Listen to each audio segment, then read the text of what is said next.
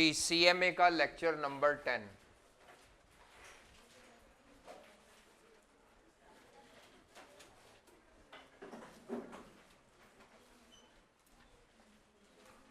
Lecture number 10। अभी तक हम इस चैप्टर में क्या कर चुके हैं, अभी आपने लिखना नहीं। इस चैप्टर में हमने सिंगल रेट सिस्टम को डिस्कस किया था और सिंगल रेट सिस्टम के 3 स्टेप्स थे, ये आपको याद होने चाहिए। ठीक है, सिंगल रेट सिस्टम के 3 स्टेप्स थे। तो इसमें स्टेप नंबर 1 साल के स्टार्ट पे परफॉर्म किया जाता है और इसमें आपने single overhead absorption rate calculate करना होता है। किया भी था हमने। फॉर्मूला इसका था budgeted total FOH cost divided by budgeted total level of activity. Monday को जब आप आए तो प्रिंटर का एक सफ़ा हो जिसके ऊपर ये समरी शीट पे सब बना के लाना है फ्लो चार्ट्स की शक्ल में। तो ये बात ज़हन में रखिएगा कि मंडे को ये मैंने चेक करना है कि आपने इसको फ्लो चार्ट की शक्ल में बनाना है। ये जो लेवल ऑफ एक्टिविटी होते हैं ये 6 हो सकते हैं units, labour our, machine our, short इस तरह लिख सकते हैं, direct labour cost, direct material cost और प्राइम कॉस्ट। इसके नीचे एक एक फॉर्मूला फिर लिखेंगे। Budgeted FOH cost divided by budgeted total units, budgeted FOH cost divided by budgeted total direct labour our. ये वो मैं नहीं लिख रहा, आपने वो 6 फॉर्मूले इसके नीचे लिख के लाने हैं।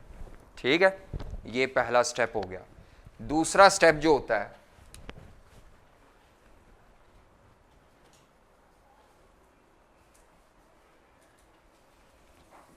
स्टेप 2, वो परफॉर्म होता है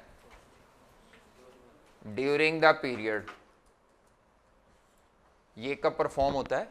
साल के दरमियान या महीने के दरमियान, जब हम प्रोडक्शन कॉस्ट निकालते हैं। क्या निकालते हैं? तो इसी के नीचे एरो बना के आपने प्रोडक्शन कॉस्ट निकालनी है। Direct material, direct labour cost, किसी प्रोडक्ट का नाम लिख लें, प्रोडक्ट ए मिसाल के तौर पे, या जॉब 924 थी, इसका कुछ भी कर दें, प्रोडक्ट कॉस्ट निकालनी है। डायरेक्ट मटेरियल, डायरेक्ट लेबर और तीसरी चीज़ कॉस्ट एब्जॉर्ब्ड। क्या फ़र्क होता है बजटेड में? नहीं, गलत, एक्चुअल नहीं होते। ओह, जिससे पूछेंगे वो बताएं बस। जी, बजटेड में और एब्जॉर्ब में क्या फ़र्क है?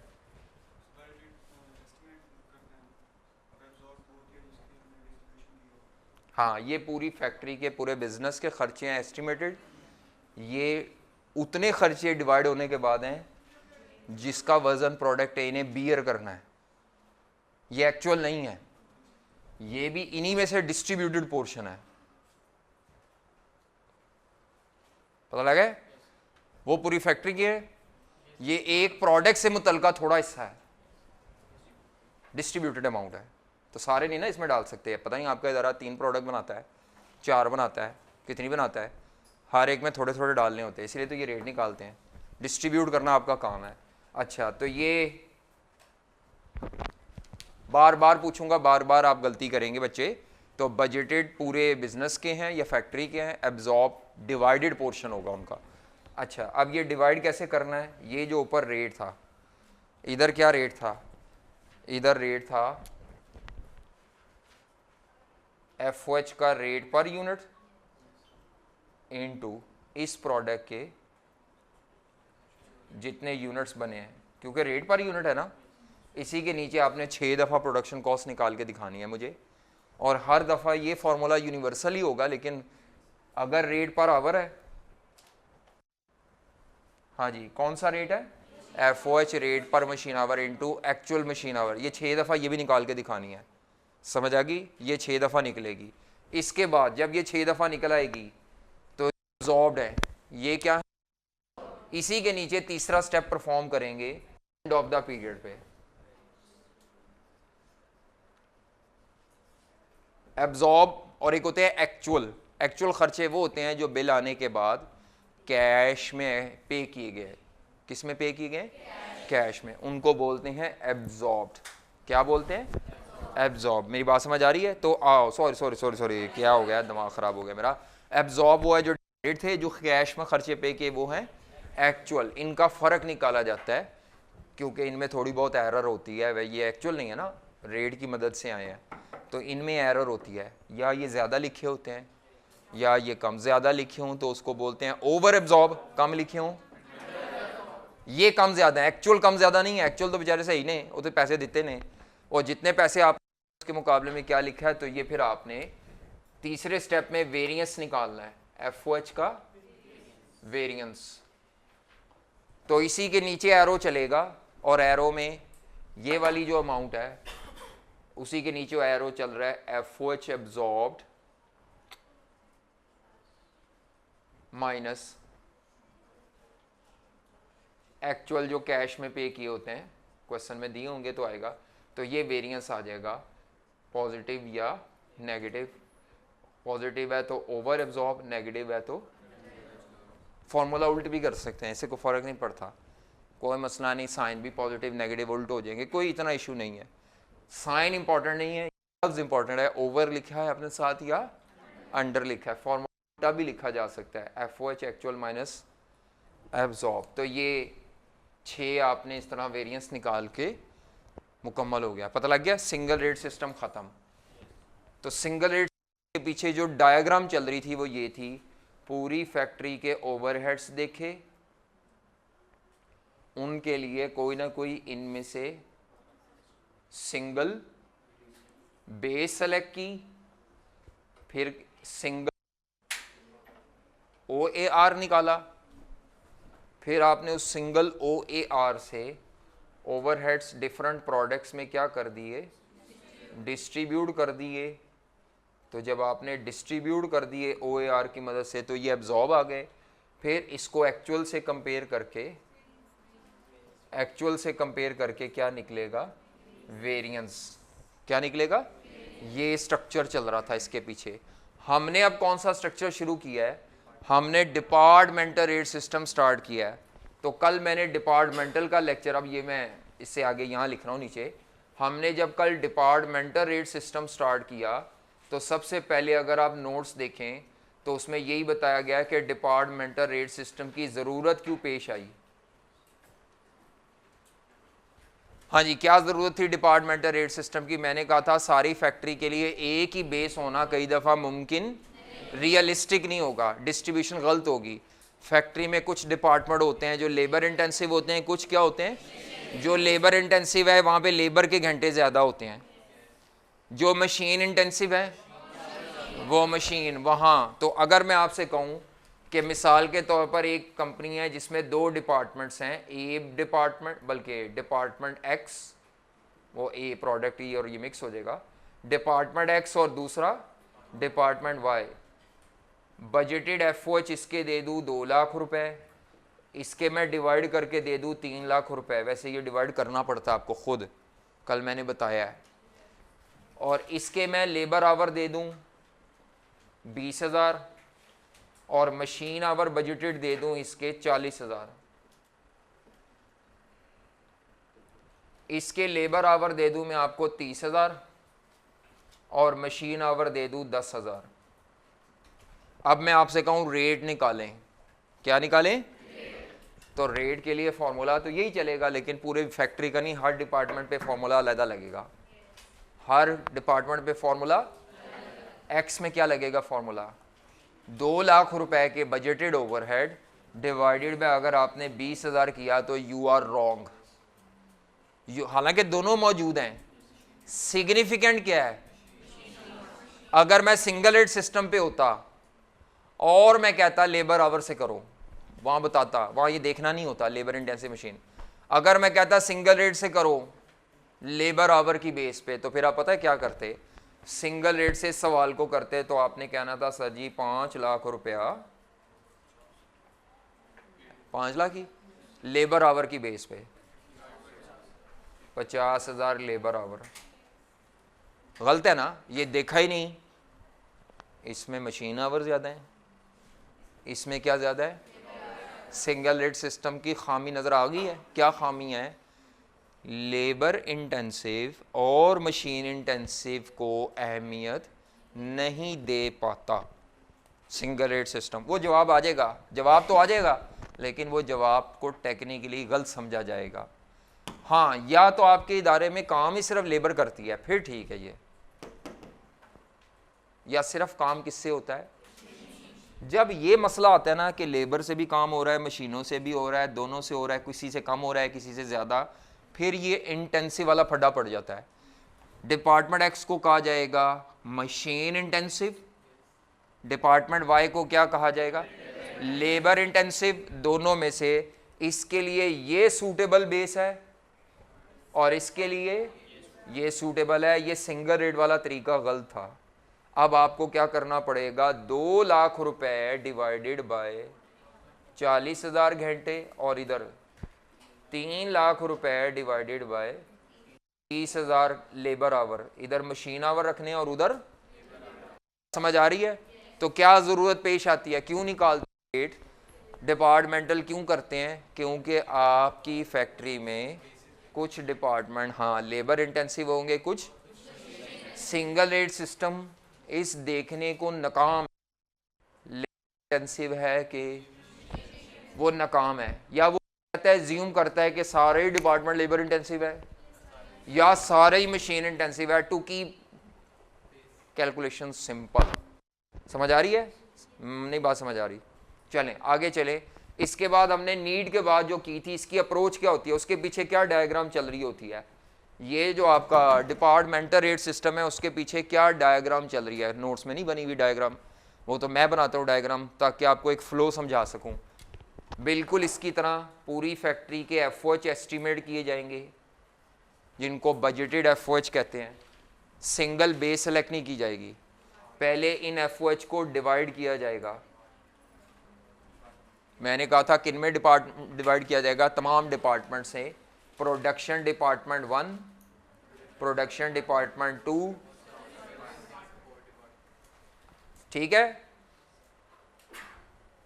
बेटा। बताओ ये जो खर्चा होगा ये बजटेड होगा कि एक्चुअल होगा, बजट। गुड, शाबाश। ये हम कारी सारा गेम, एक्चुअल सिर्फ वेरिएंस में इस्तेमाल होते हैं, बाकी ये बजटेड ओवरहेड्स थे।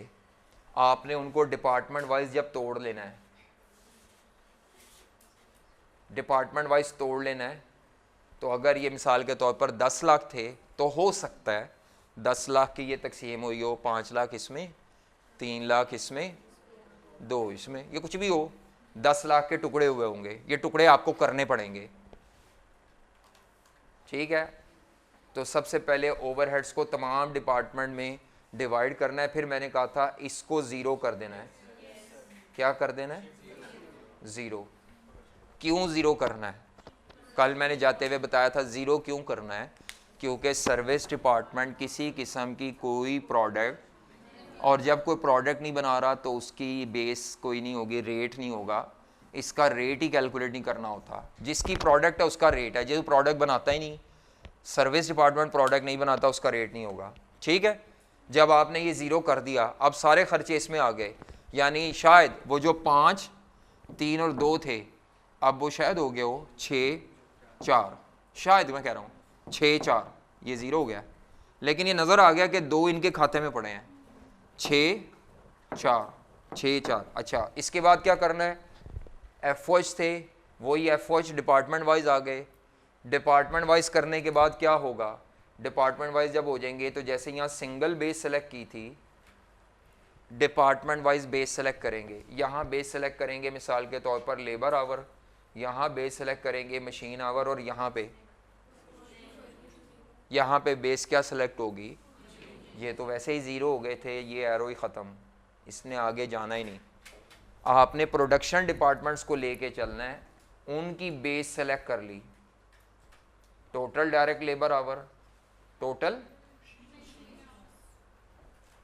इसका डिपार्टमेंट 1 का OAR अलहदा निकालेंगे, डिपार्टमेंट 2 का OAR अलहदा निकालेंगे, जैसे ये निकाला था हमने, अभी निकाला था, एक का लेबर आवर की बेस पे एक का मशीन आवर, आगे पीछे जो भी है। तो प्रोडक्शन डिपार्टमेंट्स के रेट होते हैं, फॉर्मूला क्या लगेगा वो पता है आपको, budgeted FOH cost of department 1, budgeted total FOH cost of department 1 divided by, चलो अगर पहले की बेस मशीन आवर रख लें ताकि उससे मिल जाए, और दूसरे की बेस क्या रख लें, लेबर आवर, वैसे ही उसकी तरह का जी, प्रोडक्टिव लेबर आवर और प्रोडक्टिव, नॉन प्रोडक्टिव नहीं, प्रोडक्टिव ही, यहां दिए ही प्रोडक्टिव होते हैं। क्या फॉर्मूला बनता है, budgeted total FOH cost of department 1 divided by budgeted total machine hour of पूरी फैक्ट्री नहीं, ऑफ डिपार्टमेंट 1, इधर budgeted total FOH of department 2 divided by budgeted total labour hours of, तो 2 रेट्स आ जाएंगे।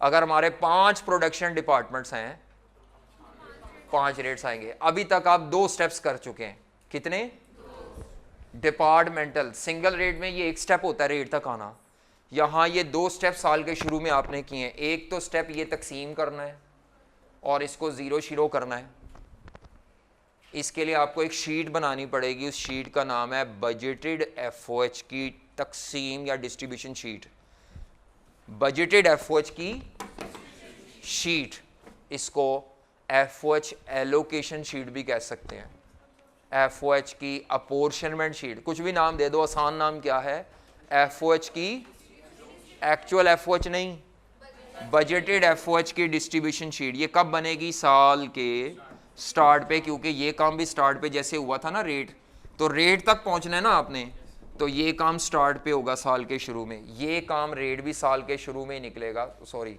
ये एक्चुअल वाले इसको उड़ा दें, ये जो आपने रेट निकाला है ये स्टेप 2 है, बात समझ आ रही है, ये क्या है, अब इस रेट को यूज करना है आपने। मिसाल के तौर पर इदारा प्रोडक्ट A बना रहा है, कौन सी प्रोडक्ट बना रहा है, डायरेक्ट मटेरियल भी लिखना है, डायरेक्ट लेबर भी लिखना है, तीसरी चीज क्या लिखनी है, FOH लिखने हैं, तो प्रोडक्ट A में जो FOH आने हैं इस रेट से भी आने हैं, तमाम रेट्स जो निकाले उनसे FOH निकाल के जमा करने हैं, यानी प्रोडक्ट A में डायरेक्ट मटेरियल होगा, डायरेक्ट लेबर होगा, और FOH जब लिखेंगे तो पहले डिपार्टमेंट की ना डिपार्टमेंट था, हाँ प्रोडक्शन डिपार्टमेंट 1 के लिखेंगे पहले, फिर प्रोडक्शन डिपार्टमेंट 2 के, और ये FOH जो आएंगे ये एब्जॉर्ब्ड FOH होंगे, कौन से होंगे, रेट की मदद से। पहले एक आते थे ना FOH, अब कितने FOH की रकमें आएंगी, जितने रेट्स हैं, अगर यहाँ 5 रेट्स होंगे, हेडिंग एक ही दफा आएगी लेकिन नीचे 5 दफा निकालेंगे।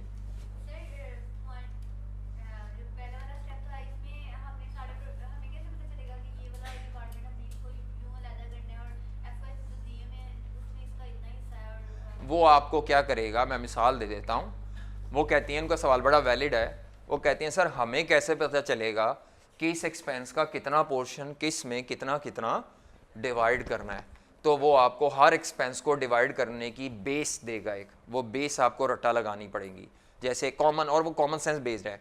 मिसाल के तौर पर जो रेंट है, रेंट एक्सपेंस होता है बिल्डिंग के एरिया पे, मिसाल के तौर पर वो कहता है पूरी फैक्ट्री का 5000 स्क्वायर फीट, मरले मुरले हम घरों में बोलते हैं, जो आपकी ये बिजनेस इंडस्ट्री है वहाँ पे एरिया को मरलों में कनालों में नहीं बोला जाता, स्क्वायर फीट में बोला जाता है, वो बस बोलने का तरीका है, प्रॉपर्टी डीलर का भी और लोगों का भी। बिजनेस कम्युनिटी जो बोलती है ना एरिया को, वो मरलों में नहीं बोलती, 2 मरले 5 मरले नहीं, वो स्क्वायर फीट में बोलते हैं। तो आपको वो कहेगा कि जी हमारी पूरी फैक्ट्री जो है ना, बल्कि कैलकुलेटर पकड़ो ज़रा,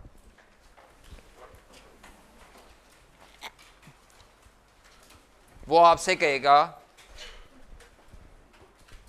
कहेगा आपकी पूरी फैक्ट्री का जो रेंट एक्सपेंस है वो 2 लाख बल्कि 50,000 रुपया है। पूरी फैक्ट्री का रेंट एक्सपेंस कितना है, और हमारे डिपार्टमेंट जो थे PD1, PD2 और कौन सा था, टोटल जो हमारी एरिया है, टोटल एरिया वो हमारा फॉर एग्जांपल 10,000 स्क्वायर फीट है। कितने स्क्वायर फीट है? और इनका अलग-अलग स्क्वायर फीट, इसने डिपार्टमेंट 1 ने जो पूरे 10,000 स्क्वायर फीट है उसमें से 5,000 स्क्वायर फीट जगह घेरी हुई है, ऑक्यूपाई की हुई है।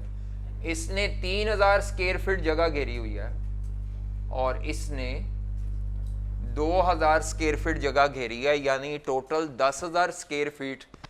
किराया होता ही एरिया का है, जितनी छोटी बिल्डिंग उतना कम किराया, जितनी बड़ी बिल्डिंग उतना ज़्यादा किराया। ये तो आम जिंदगी में भी होता है। तो एरिया कैसे तय करते हैं? एरिया मरलों में, कनालों में, एकड़ में।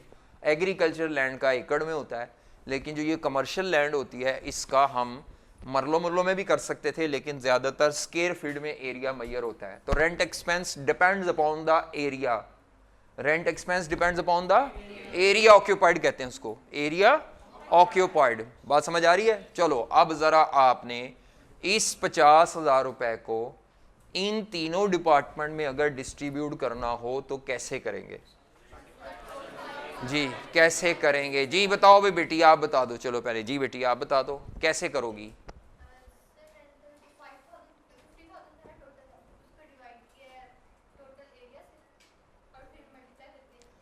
हाँ जी, यही अकाउंटेंट का तरीका है ज़्यादा।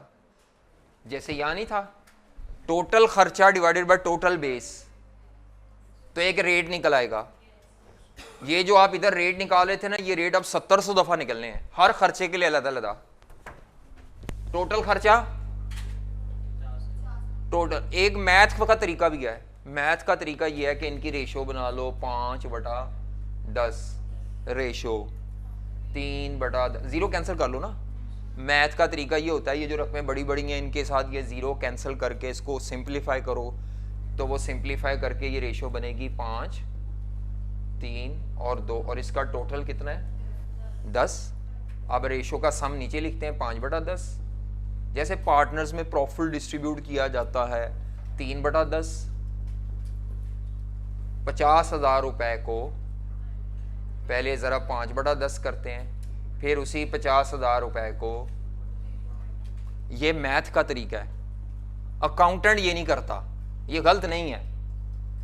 अच्छा तीसरा क्या है? 50,000 रुपए इनटू, इनका सवाल था कैसे तकसीम करेंगे। हर खर्चा पकड़ेंगे, उसकी सूटेबल बेस क्वेश्चन में दी होगी उसको पकड़ेंगे और कैलकुलेटर से डिस्ट्रीब्यूट कर लेंगे। दो तरीके, एक या तो वो बेस की रेशो बना लो, दूसरा तरीका जो अकाउंटेंट करता है वो ये नहीं करता। अकाउंटेंट ये वाला तरीका नहीं करता। अकाउंटेंट करता है टोटल खर्चा डिवाइड बाय टोटल बेस, एक रेट आ जाएगा, जरब ये बेस, दूसरी बेस, तीसरी बेस, रेट कॉमन होगा। टोटल खर्चा कितना था? अकाउंटेंट के लिए क्या तरीका है? टोटल खर्चा कितना है? टोटल खर्चा कितना है? 50,000 रुपया डिवाइडेड बाय टोटल एरिया कितना है?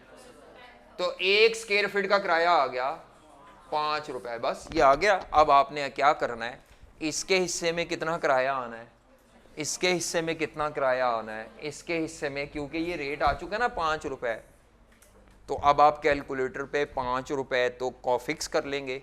5 रुपए इंटू 5,000 स्क्वायर फीट, 5 रुपए इंटू 3,000 स्क्वायर फीट, मेरा ख्याल है ये 25,000 रुपये आ जाएगा, 15,000। ये मैथ वाले तरीके से भी वही आना है। अकाउंटेंट क्या तरीका अडॉप्ट करता है? टोटल खर्चा, रेट वाला तरीका इसे कहते हैं। रेट निकाल लिया, कॉमन खर्चे को डिस्ट्रीब्यूट हम रेट से करेंगे। टोटल खर्चा divide by total base, rate आ गया, उस रेट को फिर आगे ज़रब देते जाओ। अगला खर्चा होगा, मिसाल के तौर पर अगला खर्चा क्या मैं देता हूं आपको, डेप्रीसिएशन ऑफ मशीन। अगला खर्चा क्या दे दिया? और हर डिपार्टमेंट में, सर्विस में नहीं है, मिसाल के तौर पे सर्विस में होती नहीं मशीन। इन दो की मैं आपको मशीन की वैल्यू दे देता हूँ। डेप्रिसिएशन वैल्यू पे डिपेंड करती है, जितनी महंगी मशीन होगी डिपार्टमेंट दी उतनी ज़्यादा डेप्रिसिएशन चार्ज होगी। कीमत पे होती है ना, वैल्यू पे।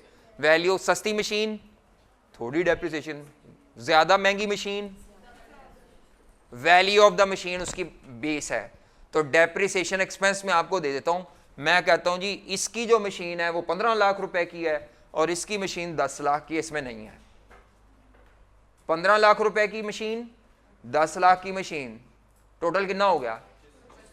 और डेप्रिसिएशन एक्सपेंस है 1,25,000 रुपए। करो जरा, डेप्रिसिएशन एक्सपेंस है 1,25,000 रुपया और इसकी मशीन थी 15 लाख रुपए की और इसकी थी 10 लाख रुपए की।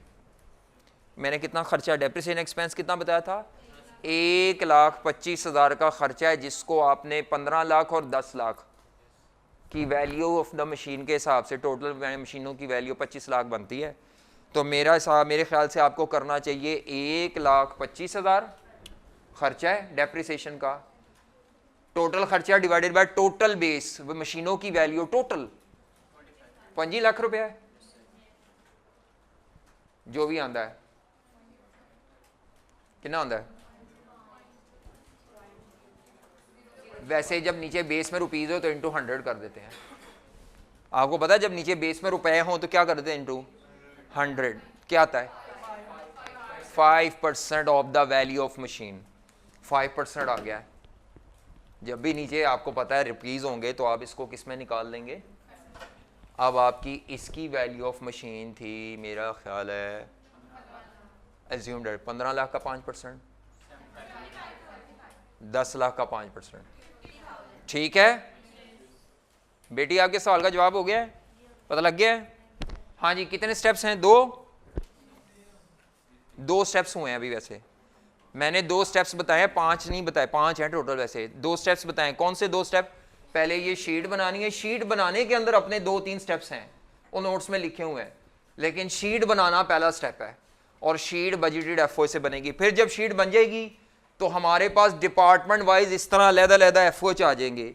फिर आप हर डिपार्टमेंट का अपना अपना रेट निकालेंगे। ये बेस आपको सेलेक्ट करनी पड़ेगी, या मशीन आवर या लेबर आवर। अब ये कैसे सेलेक्ट होगी? मैंने ये भी थॉट दे दिया है। मशीन इंटेंसिव डिपार्टमेंट है, मशीन के घंटे ज़्यादा होंगे तो मशीन आवर, नहीं तो अगर वो खुद बता दे फिर आपने खुद नहीं तय करनी, फिर वो दी हुई बेस चलेगी, अगर ना बताए तो फिर आप पे छोड़ दी।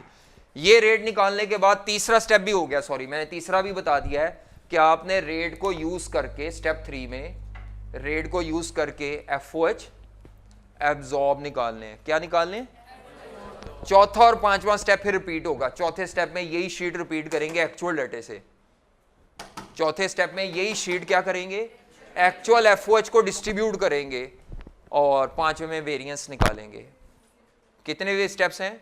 5। जरा नोट्स में देखना, जो मैंने नोट्स दिए हैं आपके, उसमें ये टेबल बना हुआ है जी, जरा देखें नोट्स में कहीं टेबल बना हुआ है। टेबल में जो पहला और दूसरा स्टेप है ये कब हो रहा है? पहला, फर्स्ट एंड सेकंड, पहले 2 step start of the period आ रहे हैं। अच्छा, ये मैंने अलग-अलग बॉक्स में पता है क्यों नहीं लिखे? आई कैप या सिर्फ पहले 2 स्टेप्स पे सवाल देता है या चौथे 5वें स्टेप जो मैंने इकट्ठे किए ना उन पे देता है सवाल, या पहला दूसरा स्टेप आता है दरमियान में। ये तीसरा स्टेप कोई नया नहीं है, वो तो इधर भी वैसे ही था, बेसिक में भी वैसे ही था, उसमें सीखने वाली कोई चीज़ नहीं है।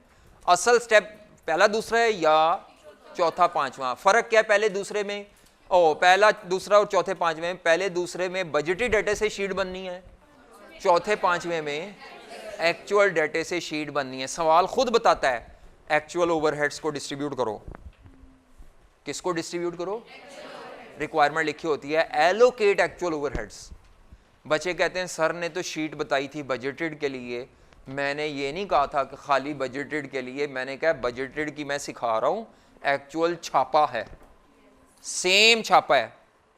अभी वैसे बजटेड भी नहीं सिखाई, सिर्फ आपको ये बताया कि एक बजटेड शीट होती है और एक कौन सी होती है? एक्चुअल। तो स्टेप नंबर 1 क्या है? आपको साल के शुरू में एफओएच को तमाम डिपार्टमेंट्स में शीट बनाकर क्या करना पड़ेगा? डिस्ट्रीब्यूट। दूसरा स्टेप क्या है? साल के शुरू में जब शीट बना लोगे तो डिपार्टमेंट वाइज जो ओवरहेड्स होंगे उनका हर डिपार्टमेंट का रेट निकालेंगे। तीसरा स्टेप, साल के दरमियान जब प्रोडक्ट बननी है तो रेट को यूज़ करके ओवरहेड प्रोडक्शन कॉस्ट में इंक्लूड करेंगे। लिखा हुआ है वहाँ पे इंक्लूड करेंगे प्रोडक्शन कॉस्ट में, ठीक है। लेकिन किस चीज़ को यूज़ करेंगे? निकाले हुए रेट को यूज़ करेंगे, ठीक है। सारे बजटेड उठा के ना छाप देना प्रोडक्ट कॉस्ट में, वो बजटेड एफओएच पूरे डिपार्टमेंट के हैं इकट्ठे, और हमने एक थोड़ा सा डिवाइडेड पोर्शन लिखना है इस प्रोडक्ट में। एब्जॉर्ब का मतलब होता है उस डिपार्टमेंट के भी डिवाइडेड थोड़े से, एब्जॉर्ब मींस डिवाइडेड, ठीक है। चौथा स्टेप क्या करना है, जब साल एंड होगा एक्चुअल बिल दे देंगे, खर्चे आ जाएंगे, वो भी कॉमन होंगे, डिपार्टमेंट वाइज नहीं होंगे, तो फिर आपने स्टेप नंबर 4 पीरियड एंड पे करना है, 4 और 5, तो उसमें आपने एक्चुअल शीट बनानी है और फिर आपने हाँ डिस्ट्रीब्यूट करके आपने एक्चुअल शीट की बेस पर वेरिएंस निकालना है। शायद क्या निकालना है, एक बात का तयन मैं अभी कर दूं कि ये शीट जो तकसीम वाली है ये डिपार्टमेंट्स में भी बनवा सकता है, मशीनों में भी बनवा सकता है। वो कहते जी मशीनों में डिस्ट्रीब्यूट करो ओवरहेड्स, प्रोडक्ट्स में भी करवा सकता है, उसमें फिर सर्विस डिपार्टमेंट नहीं होगा। मसला वो कह जी 3 प्रोडक्ट्स हैं ABC, उनमें बजटेड ओवरहेड डिस्ट्रीब्यूट करो शीट बना के, या वो कह दे 3 प्रोडक्ट हैं एक्चुअल ओवरहेड प्रोडक्ट में तकसीम करो, डिपार्टमेंट ढूंढना शुरू कर देते हैं। बेटा प्रोडक्ट में और डिपार्टमेंट में तो फर्क है। अच्छा, बाद सवालों में डिपार्टमेंट का डाटा भी होगा, प्रोडक्ट का भी होगा, तो पहले डिपार्टमेंट वाइज तकसीम करना है, फिर वो आगे चलती जाएगी स्टोरी। आई कैप ने सिखाने के लिए डिपार्टमेंट बताए हैं, लेकिन आ कुछ भी सकता है जी। लिखें जी, डिपार्टमेंटल रेट सिस्टम की हेडिंग दें और उसके अंदर स्टेप नंबर 1 या जो भी है डिपार्टमेंटल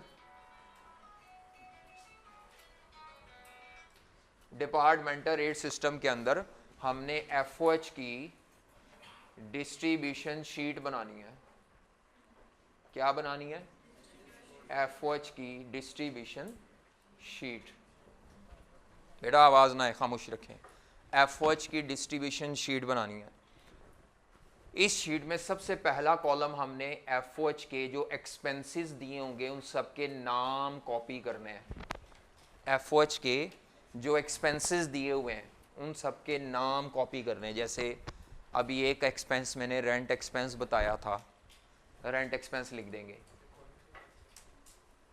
कॉलम ज़रा ज़्यादा बनने हैं फिलहाल, चलो पहले देख लो फिर बनाना, या ताकि पेज मैंने वो कटिंग होगी नहीं तो थोड़ा चौड़ा है वो, कॉलम इतने ज़्यादा चौड़े नहीं रखने, बस आपने एक रीज़नेबल विड्थ रखनी है।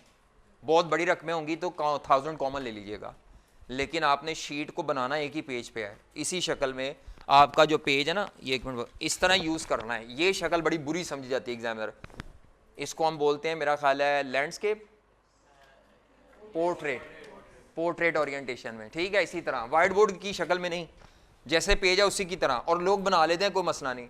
सबसे पहले क्या लिखना है एफओएच के, कोई नहीं एक्सपेंस 2 लाइन में आ जाएगा, कोई मसला नहीं, ठीक है। बस विड्थ एक रीजनेबल रखनी है।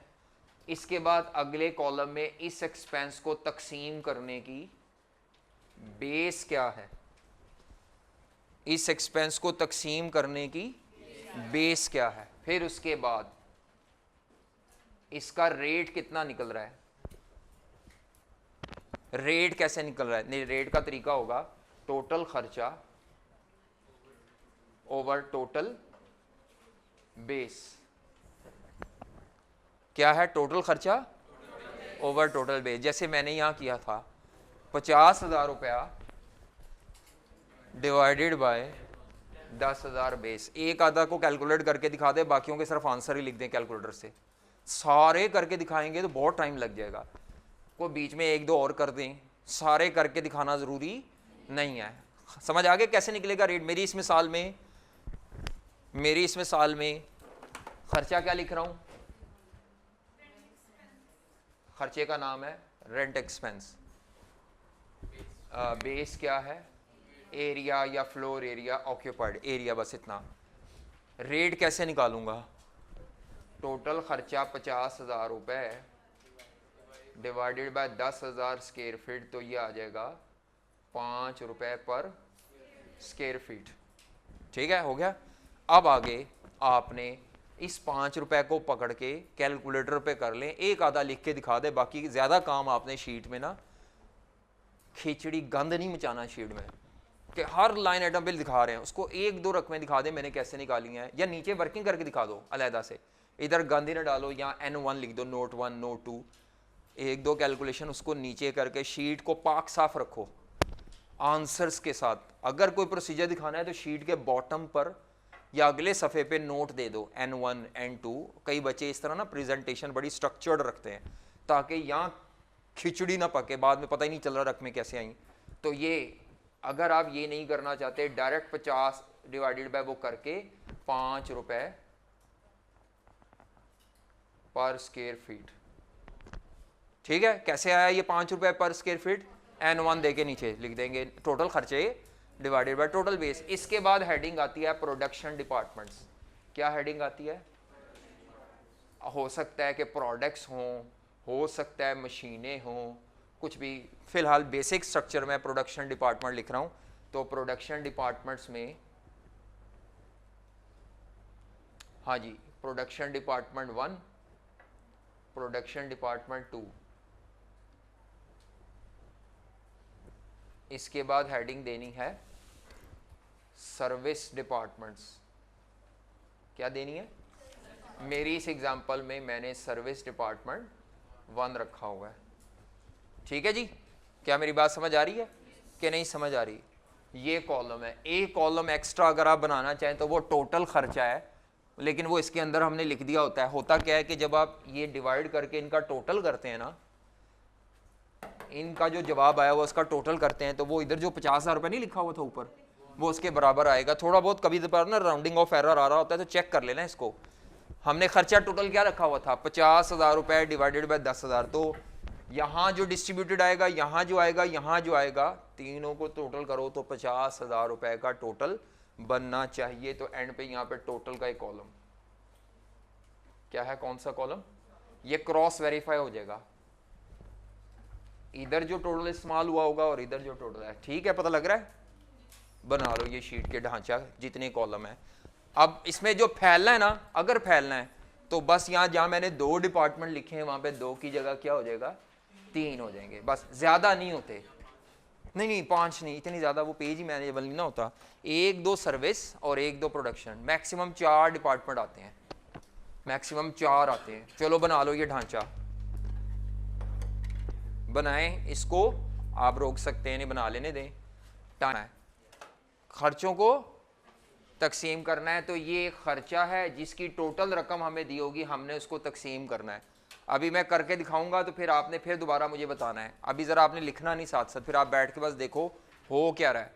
माइंड में बिठाना भी नहीं, माइंड में पहले ये देखो कि जो मैं प्रोसीजर कर रहा हूँ वो प्रोसीजर समझ आ रहा है, फिर आपने उस प्रोसीजर को माइंड में बिठाना है। मेरी हर बात को बिठाना, ये बात ज़हन में रखो कि हर बात इंपॉर्टेंट नहीं है। ठीक है, हर बात इंपॉर्टेंट नहीं है जी। कुछ पूछना है? चलिए ये कर दिया हो ना आपने, इसको करें ज़रा प्लीज़। हाँ, आपने लिखना नहीं अभी, अच्छी बात है। आप बताओ मसले मसाइल जो भी हैं। देखें जी, आपने क्या करना है, जब भी आप FOH की शीट बनाएंगे, जब भी आप FOH की शीट बनाएंगे तो आपने हर एक्सपेंस के लिए हरकत करनी है। क्या करनी है हरकत? रेंट एक्सपेंस है, आपको क्वेश्चन में दिया होगा, रेंट एक्सपेंस क्वेश्चन में दिया होगा, उसकी टोटल अमाउंट दी होगी। यहाँ टोटल अमाउंट 50,000 रुपये थी, वो लिख दी, 50,000 रुपया टोटल अमाउंट लिख दी। यहाँ आके उसकी बेस लिख दी कि किस बुनियाद पे रेंट एक्सपेंस को तकसीम करना है। हर चीज़ को तकसीम करने की कोई ना कोई बुनियाद होगी। जैसे मैंने कहा था घर के किचन के एक्सपेंसेस अब्बू तकसीम करते हैं बेटों में, तो अब्बू की चलती है, इसीलिए वो बेस वहाँ पे कुछ नहीं है। वालिद मोहतरम, यहाँ रेंट एक्सपेंस को डिस्ट्रीब्यूट करने की बेस क्या है? हमें कैसे पता चलेगा? हमें ये रटनी है कि हर खर्चे को आपने तकसीम करना और तकसीम करने की कोई ना कोई बेस होगी। ये क्वेश्चन में दी होगी, ये क्वेश्चन में बेस भी दी होगी, ये टोटल भी क्वेश्चन में दिया होगा। यहाँ तक तो दिए हुए डेटे को आपने शीट में कॉपी कर लिया। बात समझ आ गई है? इसके बाद ये रकमें कैसे आएंगी डिपार्टमेंट वाइज? 50,000 रुपए का ये खर्चा है, इसके हिस्से में कितना आना है? डिपार्टमेंट 2 के हिस्से में कितना खर्चा आना है? डिपार्टमेंट 3 के हिस्से में कितना खर्चा आना है? तो वो मैं बता रहा था कि आप खर्चे को तकसीम करने से पहले टोटल खर्चे को, टोटल जो बेस का नंबर है, एरिया जैसे 10,000 स्क्वायर फीट है, उस पर डिवाइड करके 1 यूनिट का खर्चा निकाल लेंगे। 1 यूनिट का मतलब यहाँ पर 1 स्क्वायर फीट का खर्चा है। क्या ये सब चीज़ों में निकलेगा? तकरीबन जो जो एक्सपेंस में नीचे लिखूंगा सब में ये निकलेगा। हर एक्सपेंस की जो बेस होगी वो भी अपनी अपनी होगी। क्वेश्चन में दी होगी जी, बिल्कुल दी होगी।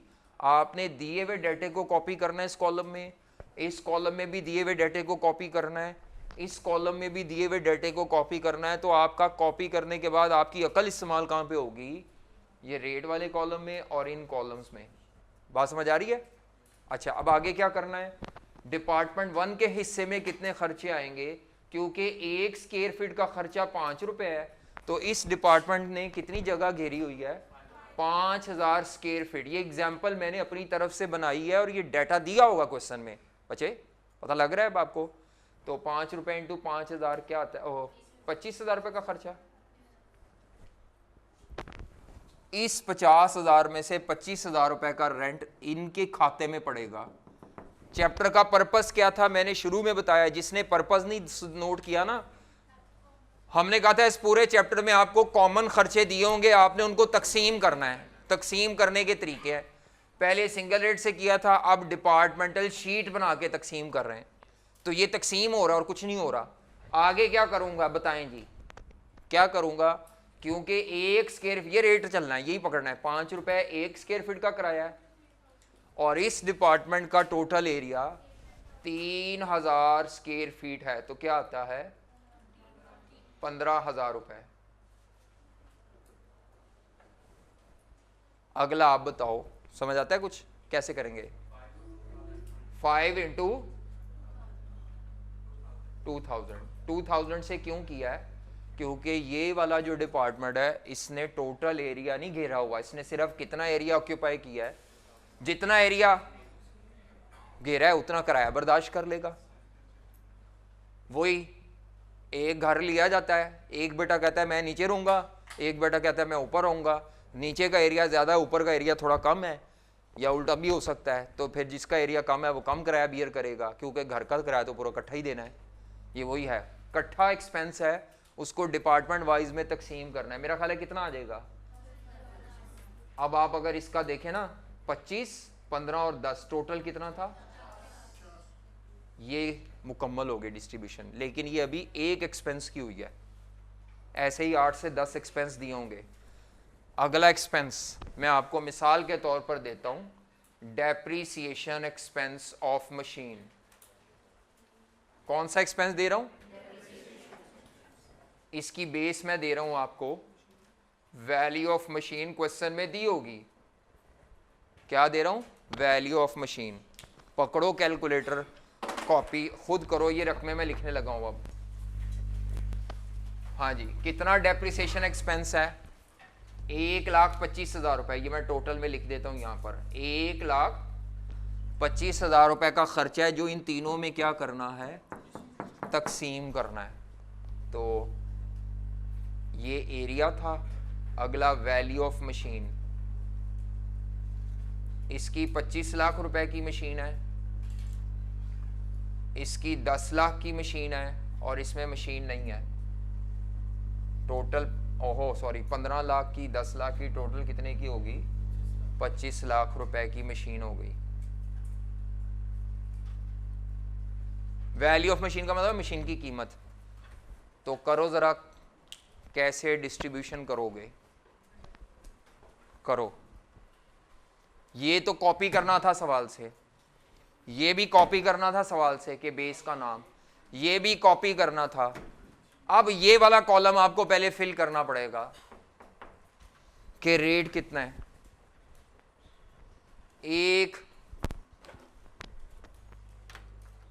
हाँ जी, कितने रुपए की डेप्रिसिएशन आती है पर रुपी या पर वैल्यू? हाँ जी, या परसेंटेज में निकाल लो या वैसे निकालो, जैसे करना है। हाँ जी, पता लग गया बेटा? 1 लाख कितना है? 1,25,000 रुपए का खर्चा था, डिवाइडेड बाय टोटल मशीन की वैल्यू 25 लाख रुपए है। बस यहां तक कर लो, इंटू 100 नहीं भी करो कोई मसला नहीं, नंबर को नहीं कट। जी कितना आता है? 0.05। बस पर वैल्यू ऑफ मशीन, ये भी कह सकते हो। इनटू 100 करना है, आपकी मर्जी है। फिर उसमें भी जाते, एक वक्त में ना एक बात समझा करें, अभी पहले सारा कुछ इकट्ठा नहीं बताया जा सकता, क्योंकि अभी सारे खर्चे डिस्ट्रीब्यूट कर रहे हैं। जीरो करना एक अलग टॉपिक है, वो एक अलग टॉपिक है बेटा, कि सर्विस को जीरो कैसे करना है। सारा कुछ अभी पूछ लेंगे फिर मेरे लिए मुश्किल हो जाएगा। तो अभी ये समझ, ये तकसीम समझ आ रही है कितना आंदा पॉइंट 0.05। अब क्या करेंगे 0.05 इंटू ये रकम कितना आता है, ठीक है। अगला 0, पता लग रहा है क्या है। आपको खर्चा भी दे रहा है, खर्चे की बेस भी दे रहा है, खर्चे की टोटल रकम भी दे रहा है, और आपको टोटल नहीं चाहिए। आपने उस खर्चे को क्या करना बच्चे, तो चैप्टर का मकसद ज़हन में रखो है, सारी बातें ज़हन में रखने की जरूरत नहीं। सिर्फ तुम वो समरी शमरी जो मैंने बताई थी वो तो पहले की थी, नहीं भी ठीक है ज़हन में रहती। तो ये बात ज़हन में रखो कि हमने डिस्ट्रीब्यूशन करनी है, तो ये डिपार्टमेंट वाइज डिस्ट्रीब्यूशन हो रही है शीट में। अब ये कितने एक्सपेंस होंगे, 5-10 मैक्सिमम इतने ही होते हैं पेपर में। कई दफ़ा 3-3 भी आए हुए हैं पेपर में, 3 एक्सपेंस सिर्फ, 4 एक्सपेंस, ठीक है कि नहीं समझ आ रही जी।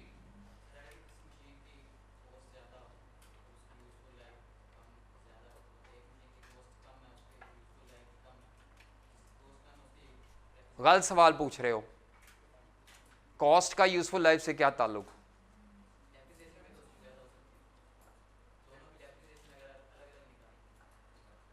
किसकी,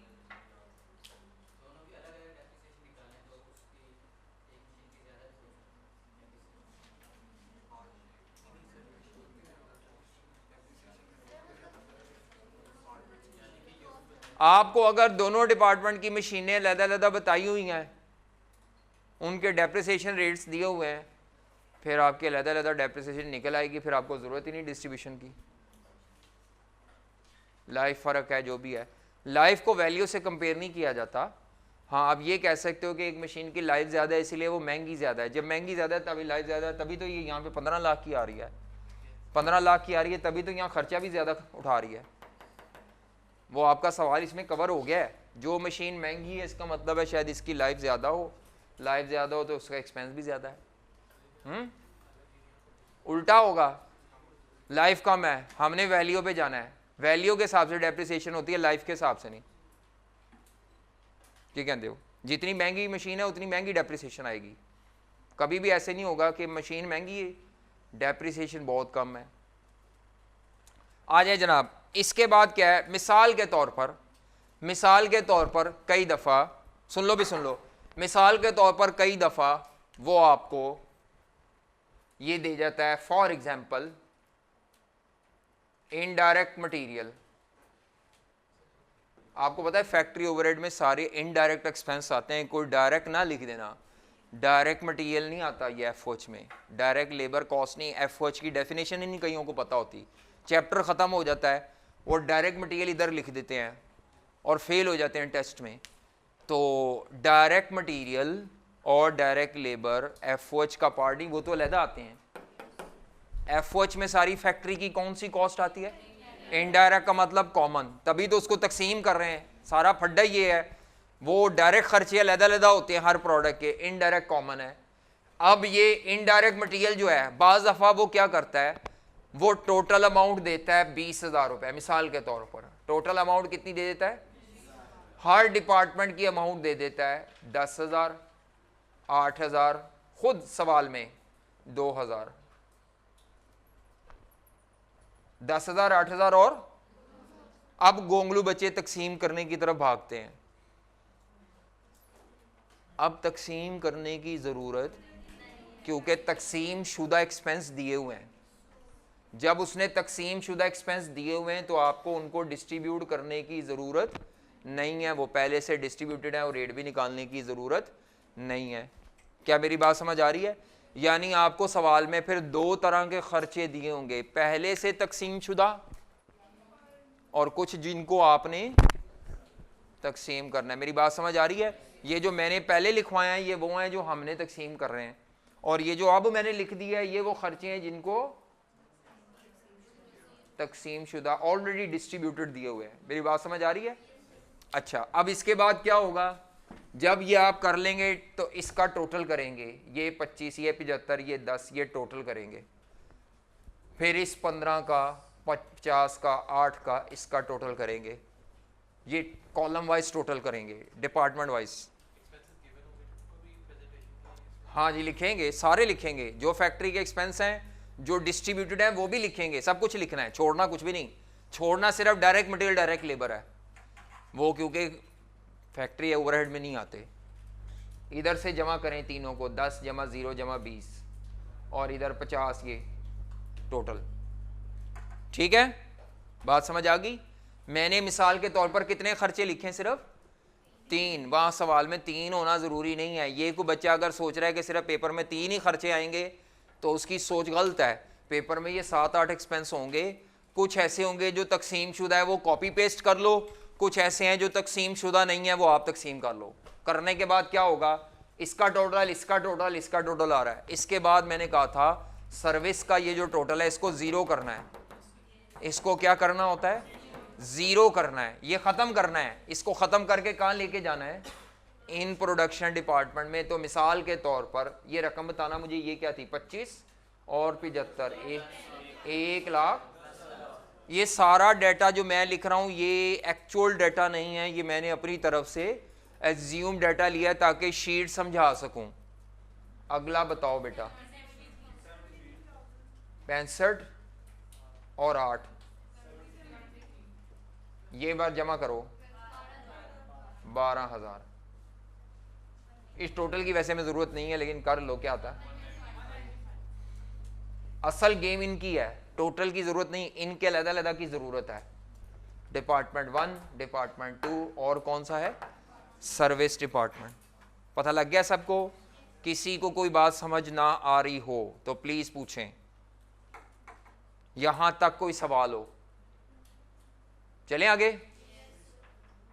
सर्विस डिपार्टमेंट को ज़ीरो करना है। क्या करना है?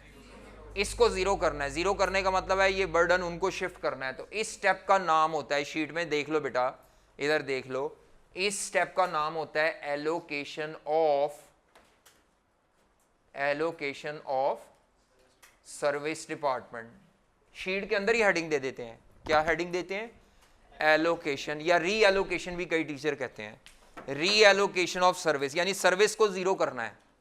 इससे ऊपर सर्विस में सब में खर्चा आया था, अब आपने सर्विस डिपार्टमेंट को ज़ीरो करना है। जितने सर्विस डिपार्टमेंट है सब ज़ीरो होंगे, यहां तो एक ही था। समझ आ रही है? कितना खर्चा था, कौन सा सर्विस डिपार्टमेंट है, उसका नाम लिखेंगे, बेस क्वेश्चन में दी होगी, मोस्टली परसेंटेज दी होती है, 60%, 40% ये दी होती है। मैंने अपनी तरफ से नहीं लिख रहा, वहाँ पेपर में दी होती है 60%। और पढ़ते कैसे हैं इसको कि ये सर्विस डिपार्टमेंट को जब आप ज़ीरो करेंगे, सर्विस डिपार्टमेंट अपनी टोटल सर्विसेज का 60% इसको सर्विस देता है और अपने टोटल टाइम का 40% इसको सर्विस देता है। जिसको जितनी सर्विस दे रहा है उतना खर्चा भी देगा। लो भाई मेरा खर्चा बर्दाश्त करो, जितनी सर्विस चुकी जे उतना खर्चा भी चुको साड़ा। 12,000 में से, अच्छा ये ऐसे 60 ऐसे नहीं है, वो उसने लिखा होगा 60% किस में है? प्रोडक्शन डिपार्टमेंट 1 का, और उसने बियर करना है, और ये किसने बियर करना है?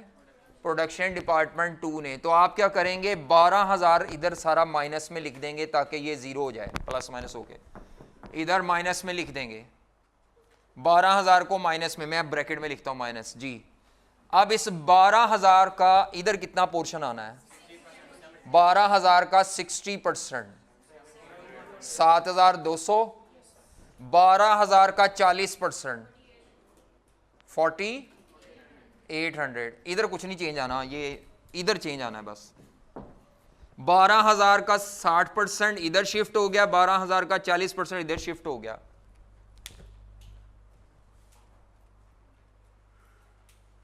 अगर कोई आपसे पूछे कि प्रोडक्शन डिपार्टमेंट 1 के अपने खर्चे कितने हैं, अपने खर्चे उसके थे 1,00,000, सर्विस डिपार्टमेंट के खर्चों का वजन इसको कितना शिफ्ट हुआ 7,200। अपने खर्चे के साथ साथ दूसरे का भी बर्दाश्त कर रहा है ये खर्चा, क्योंकि ये प्रोडक्ट बनाता है, ये बनाता नहीं, इसके खर्चे सिफर हो जाने हैं। अब अगर मैं यहाँ पे इसका टोटल करूँ तो ये 0 हो गया, ये तो वही निकलता आना है 195। इसकी अहमियत नहीं है कॉलम की ज़्यादा, बस इसकी अहमियत ये है कि ये आपकी कोई राउंडिंग ऑफ एरर ना हो। असल कॉलम ये वाले हैं ज़्यादा, की कॉलम है ये, की कॉलम है ये वाले। कितना टोटल आता है 1,10, इसका अपना खर्चा है 7,200, तो इसके हिस्से में आएगा 1,17,200 रुपए के ओवरहेड्स, इसके हिस्से में आएगा 77,800 रुपए के खर्चे, अपने खर्चे जमा वसूल शुदा खर्चे। पहला स्टेप मुकम्मल हो गया, ये पहला स्टेप था। अब को बात पूछनी है तो पूछ लें जी।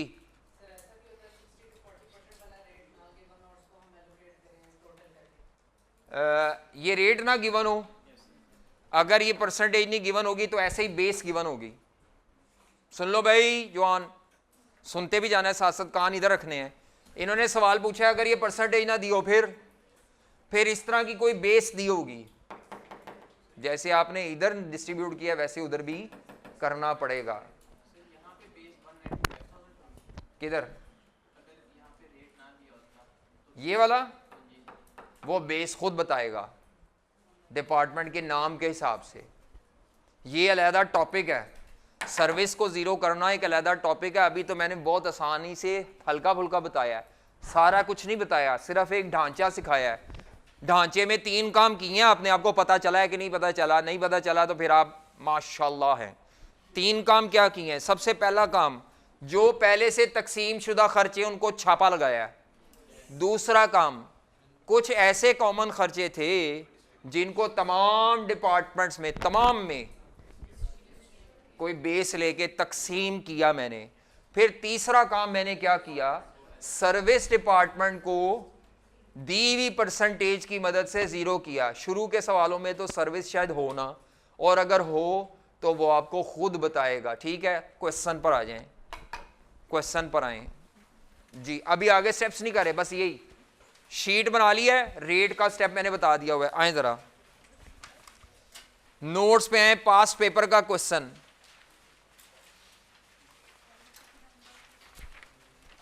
हाँ जी, सबसे पहले ये डिपार्टमेंटल के क्वेश्चन है सारे, डिपार्टमेंटल रेट सिस्टम के। क्वेश्चन नंबर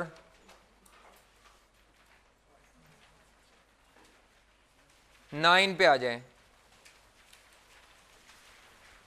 क्वेश्चन नंबर 9 पर आ जाएं, क्वेश्चन नंबर 9, ये लो क्वेश्चन नंबर 9 पे आ जाएं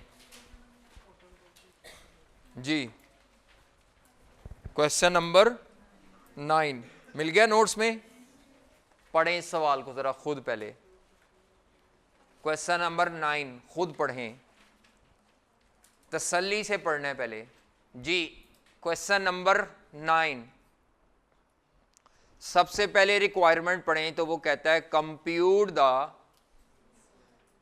the single overhead absorption rate for the, single rate निकालना है। सिंगल रेट में कोई शीट की जरूरत, लेकिन अगर आप ऊपर निगाह दौड़ाएं तो डाटा शीट की शक्ल में ही दिया हुआ है, टूटी फूटी सी शीट बनाई हुई है, उसने अपने हिसाब से बनाई है। मैं उसकी शीट को कहूंगा पाइन ताड़ी शीट फर्क है, मैं अपने हिसाब नाल बनावांगा, तो उसने शीट को छोड़े, सिंगल रेट सिस्टम से आपने पहले करना है। बी पार्ट में वो कहता है compute the departmental overhead absorption rates in accordance with the following. Departmental rates निकालने हैं, वो रेट्स इस शीट के बाद निकलेंगे, वो जैसे मैंने ये निकालने हैं, पहले डिपार्टमेंट का अलहदा, दूसरे का अलहदा, सर्विस का रेट नहीं होता, तो शीट भी बनानी पड़ेगी, स्टेप नंबर 1 भी करना पड़ेगा और स्टेप नंबर 2 भी करना पड़ेगा। बाकी ये बुलेट बाद में पढ़ते हैं, जानबूझ के अभी छोड़ रहा हूँ। ऊपर डाटा देखें, टाइम कम है। कहता है टेनरी इंजीनियरिंग लिमिटेड जो है वो फ्रंट और रेयर फेंडर मोटरसाइकिल के कोई फेंडर मडगार्ड टाइप कोई चीज़ है वो बनाते हैं। उसने कहा जी इसके 3 प्रोडक्शन डिपार्टमेंट्स हैं और 2 सर्विस डिपार्टमेंट है। प्रोडक्शन डिपार्टमेंट के नाम नीचे टेबल में नज़र आ रहे हैं। पहले का नाम है फैब्रिकेशन, दूसरे का फॉस्फेट, तीसरे का पेंट, और सर्विस के 2 नाम हैं, इंस्पेक्शन और मेंटेनेंस। ठीक है, आगे चलें। ऊपर अभी पैराग्राफ रहता है, कहता है overheads are allocated on the basis of direct labour hours. Overheads are allocated on the basis of direct labour hour. Single base दी हुई है, ये जो डायरेक्ट लेबर आवर की बेस पे कहता है ओवरहेड्स एलोकेटेड, तकसीम करने को कहते हैं। वो कहता है हमारे इदारे में जो इस वक्त ओवरहेड तकसीम किए जाते हैं ना, आर एलोकेटेड, पैसे वाइज का टेंस है, रूटीन में इस्तेमाल होता है। प्रेजेंटली इस वक्त जो तकसीम ओवरहेड होते हैं वो एक ही बेस पे होते हैं, और वो बेस सिंगल बेस क्या है, डायरेक्ट लेबर आवर। कंपनी ये चेंज करना चाह रही है, कहता है the management is considering to change the basis of overhead allocation from a single overhead absorption rate to departmental। Management single rate को छोड़ के किस पे जाना चाह रही है, सिंगल रेट की बेस क्या दिया है, तो वो जो फॉर्मूला लिखा हुआ है सिंगल वाला, budgeted total FO divided by budgeted total direct labour our, ये फॉर्मूला चलेगा। शीट शूट बनाने की उसमें कोई ज़रूरत, शीट आपकी रिक्वायरमेंट बी के लिए बननी है, ए रिक्वायरमेंट में शीट नहीं बनेगी। आ जाओ ज़रा, अब शीट के अंदर जो डाटा दिया हुआ है सब सारे रुपीज़ इन 1000 हाईलाइट कर लो, सर्कल करो। रुपीज़ इन 1000 का मतलब होता है शीट में जो रुपयों की रकमें वो राउंडेड है सिर्फ। अगर रुपए के अलावा कोई रकम दी है, मशीन आवर, लेबर आवर, वो राउंडेड नहीं है, वो पूरी दी हुई है। सिर्फ रुपयों वाली रकम राउंडेड है, लिखा हुआ है ना रुपीज़ में 1000। तो सबसे पहले शीट में क्या लिखा हुआ है, डायरेक्ट मटेरियल कॉस्ट आता है शीट में, डायरेक्ट मटेरियल कॉस्ट तो शीट में आता है नहीं, शीट में तो इनडायरेक्ट एफओ आते हैं। ये आपको कंफ्यूज करने के लिए दिया है, ignore, do nothing. Direct material cost को डू नथिंग इग्नोर करें। आगे क्या दिया है, डायरेक्ट लेबर कॉस्ट, नहीं वो गलत लिखा हुआ है। डायरेक्ट लेबर कॉस्ट आएगा 1200, 300, ये टाइपिंग मिस्टेक है। डायरेक्ट लेबर कॉस्ट कितनी है, 1200, 385 और 480, यहाँ तक डायरेक्ट लेबर है। इसके साथ भी डू नथिंग। हाँ, वो जो आगे वाली रकमें है ना उनके साथ लिखना है इनडायरेक्ट मटेरियल कॉस्ट। वो रकमें क्या हैं, पहले में डैश है, दूसरे में भी डैश है, तीसरे में भी डैश है, चौथे वाले में, हाँ जी चौथे वाले में दी हुई है 30,000 और 5वें वाले में 75,000। ये किसकी रकम है, 30 और 75, इनडायरेक्ट मटेरियल की। वो टाइपिंग मिस्टेक हुई है, आगे पीछे हो गई है। क्या मैं अपनी बात समझा पा रहा हूँ?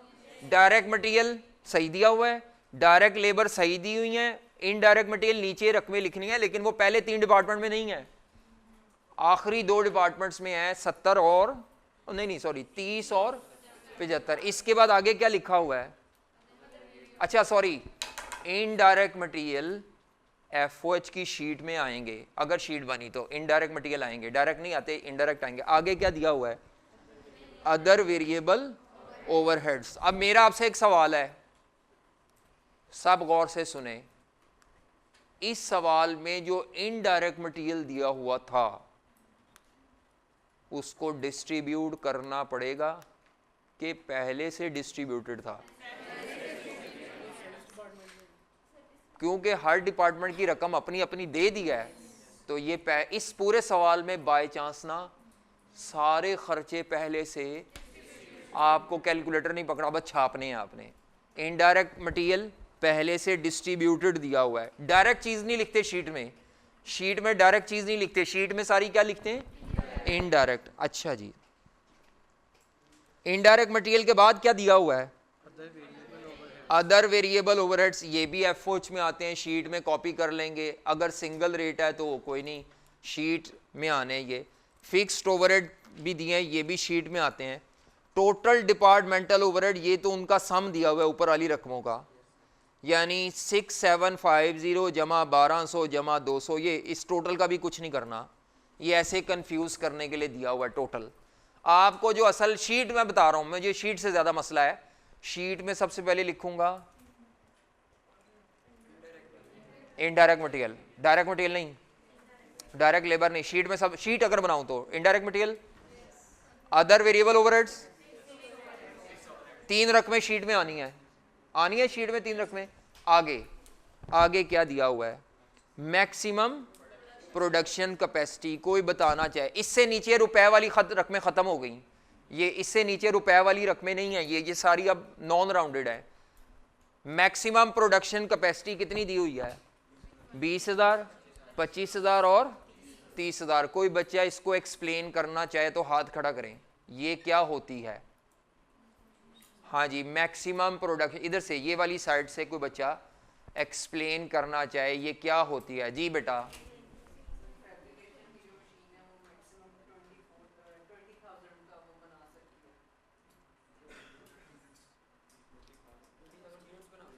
नहीं ये तो पता नहीं यूनिट मशीन थी क्या थी। आप कहें फैब्रिकेशन डिपार्टमेंट ज्यादा से ज्यादा भी प्रोडक्ट के यूनिट बनाए ना, और 20,000 तो उतने नहीं बना सकता, उसकी बेचारे की पसली नहीं है 20 से ऊपर बनाने की। दूसरा डिपार्टमेंट ज्यादा से ज्यादा जो मोटरसाइकिल के फेंडर है वो किन्हें बना सकता है, 25,000। और तीसरे वाला आपके लिए ये मैक्सिमम कैपेसिटी जस्ट इंफॉर्मेशन है, इग्नोर करें, इसका कोई इस्तेमाल नहीं। ये तो मैक्सिमम है, अभी कितने बनाने हैं वो नहीं बताए हुए, ये तो मैक्सिमम जो बना सकते हैं, जस्ट इंफॉर्मेशन।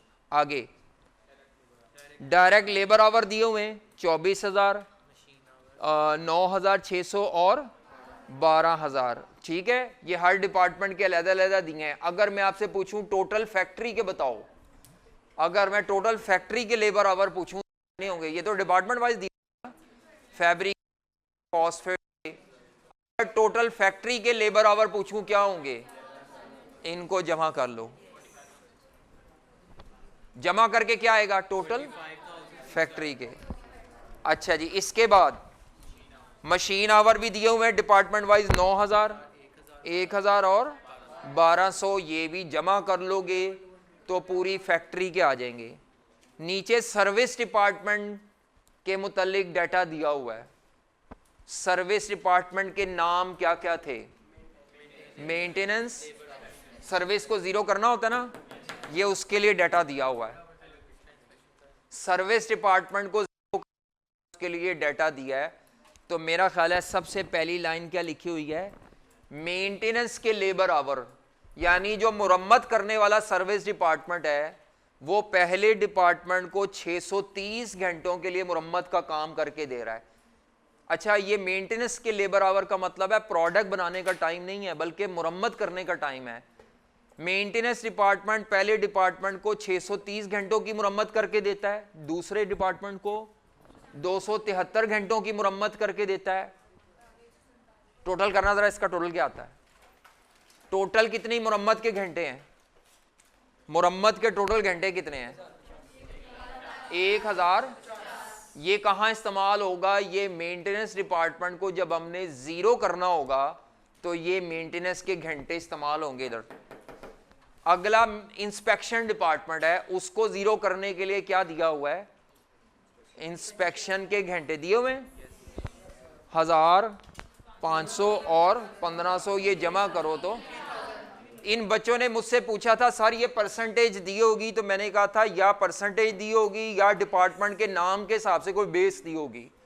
इस सवाल में परसेंटेज नहीं दी गई, इस सवाल में इंस्पेक्शन डिपार्टमेंट को जीरो करने के लिए इंस्पेक्शन के घंटे, मेंटेनेंस को जीरो करने के लिए मेंटेनेंस के घंटे, ये बेस दी हुई है। बस खत्म, आगे चलें। आए जी मेरे साथ सॉल्व करें, अभी 10 मिनट लगेंगे, करें। सबसे पहले सिंगल रेट कैलकुलेट करें सॉल्व मेरे साथ। पहले उसने डिपार्टमेंट वाइज नहीं पूछा, सिंगल रेट पूछा है। तो आ जाए जनाब, क्या करना है, पहली रिक्वायरमेंट इस क्वेश्चन की मैं बोलता जा रहा हूं, आप करते जाएं, कुछ लोग मेरे से आगे करें।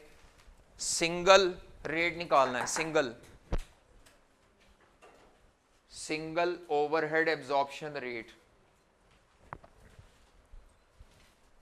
फॉर्मूला लिखो जल्दी से, क्या फॉर्मूला होता है इसका, सिंगल ओवरहेड रेट की हेडिंग देके फॉर्मूला क्या होता है, single overhead rate absorption rate is equal to budgeted total FOH cost, department wise नहीं कहा, पूरी फैक्ट्री का इकट्ठे करने जी। बेस क्या थी जो प्रेजेंटली यूज होती थी, तो ये लिखें जी budgeted total direct labour hours. हाँ जी हो गया। अब नीचे 2 लाइनें छोड़ के वर्किंग 1 करें, सारे खर्चे टोटल करें, सारे जो दिए हुए एफओएच के खर्चे शीट में दिए हुए ना लदा लदा, इधर शीट नहीं चाहिए होती, सारे जमा करें। चलो सारे खर्चे जमा करके दिखाएं। Working 1 budgeted total FOH expenses या एफओएच कॉस्ट, सारे खर्चे जमा करें। अगर कोई बच्चा इसमें डायरेक्ट मटेरियल लेगा तो गलत है, डायरेक्ट मटेरियल एफओएच का पार्ट नहीं होता, डायरेक्ट लेबर भी नहीं लेना, बाकी सारे खर्चे लेने हैं। जी जी यही आता है, शाबाश, आगे लेबर आवर करते जाओ आगे, सारे खर्चे जमा करो। मैं वैसे ये खर्चे जमा करके दिखाऊंगा भी। तो इनडायरेक्ट मटेरियल कॉस्ट कितनी थी, 35 नहीं 30,000 जमा 75,000। मैं जीरो कॉमन शॉमन नहीं ले रहा, मैं पूरे लिख रहा हूँ। तो 1,05,000 पता लग गया ये कहाँ से आया है।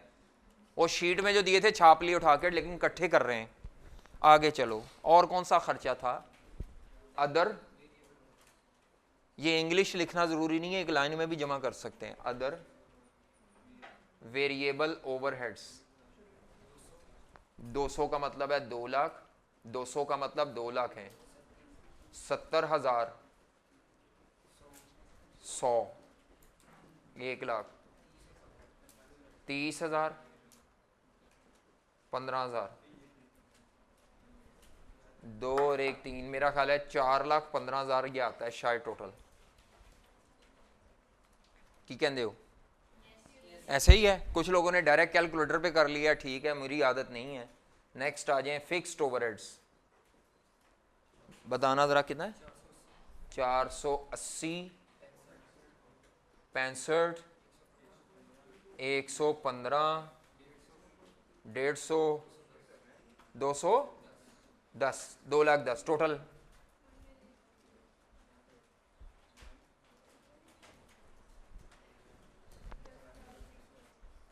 सॉरी 1020, इन सब का ग्रैंड टोटल कर लें 15 लाख। ये सारे फैक्ट्री के खर्चे आ गए।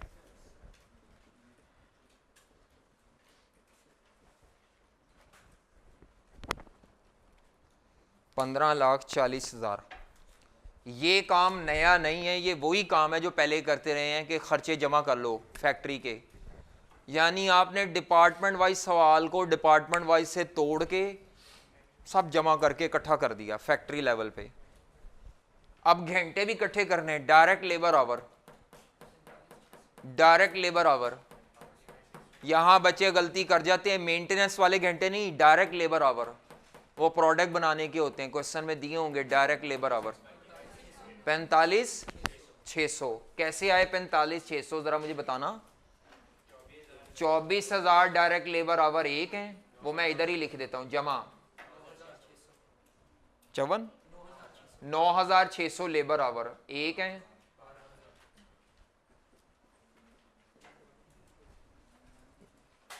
ये वैसे डायरेक्ट कैलकुलेटर पे ही कर लेना चाहिए था, क्योंकि इसमें कोई बहुत कॉम्प्लेक्सिटी नहीं है, वो तो मैं आपके लिए कर रहा हूं।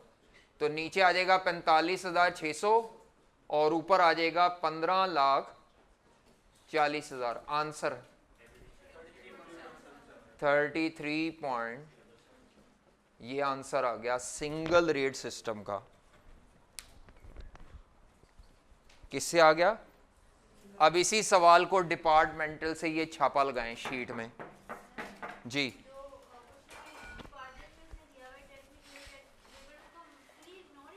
जी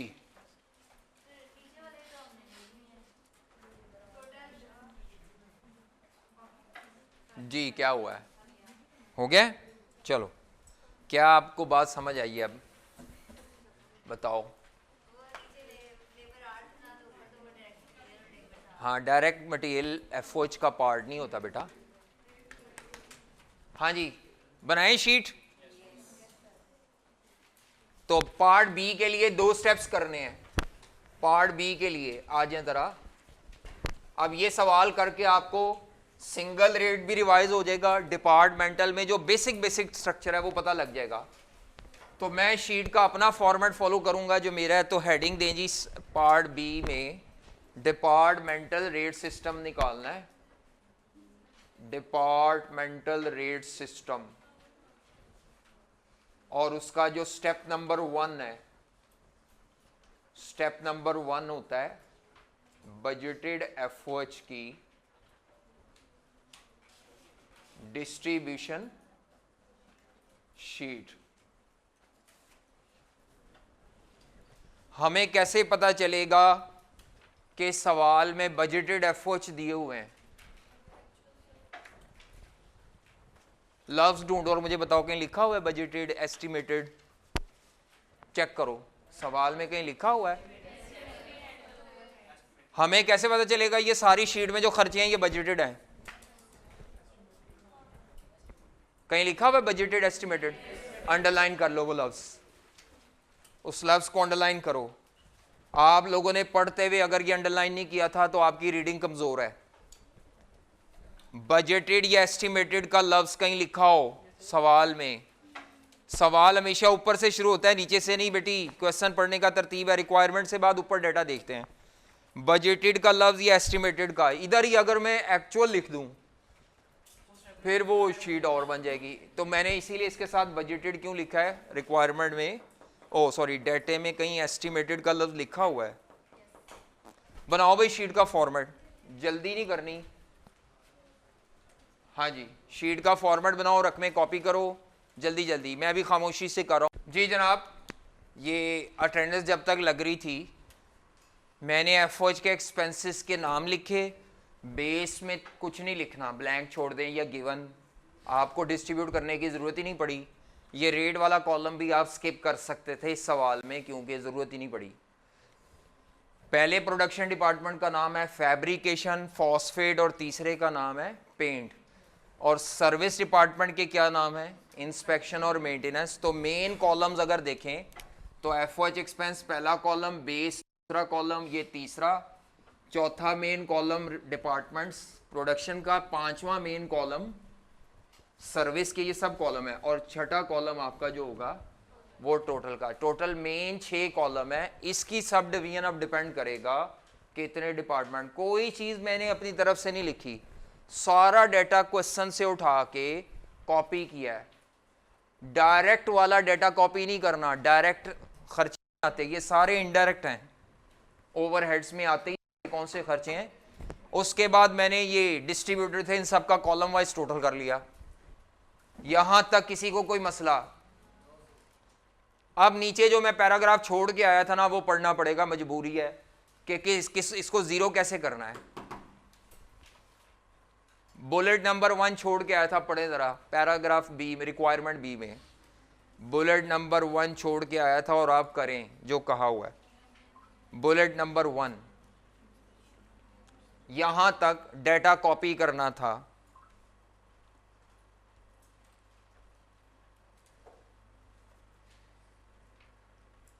ठीक है जी, यहां तक डाटा कॉपी कर लिया सबने। अब लिखना छोड़ दीजिएगा जरा प्लीज, दिखाएं जरा क्वेश्चन, 1 मिनट। हाँ जी, क्या कहता है रिक्वायरमेंट बी में? कहता है मेंटेनेंस डिपार्टमेंट को आपने प्रोडक्शन डिपार्टमेंट्स में तकसीम करना है on the basis of maintenance के labour hour, direct labour hour नहीं, मेंटेनेंस के लेबर आवर। और इंस्पेक्शन डिपार्टमेंट को किस बेस पे करना है? Inspection hours. तो मर्जी आपकी, जिस तरतीब से इंग्लिश लिखी है वैसे कर लें। या यहाँ पे पहले इंस्पेक्शन है उसको ज़ीरो कर लें, फिर किसको ज़ीरो करना है? तो ये टेबल के अंदर आएगा, हेडिंग देंगे एलोकेशन ऑफ सर्विस डिपार्टमेंट्स। क्या आएगा? Allocation of service departments, allocation of service departments. जिसको मर्जी पहले कर लें, या सवाल की तरतीब से कर लें, या डिपार्टमेंट के नाम जो लिखे हुए हैं।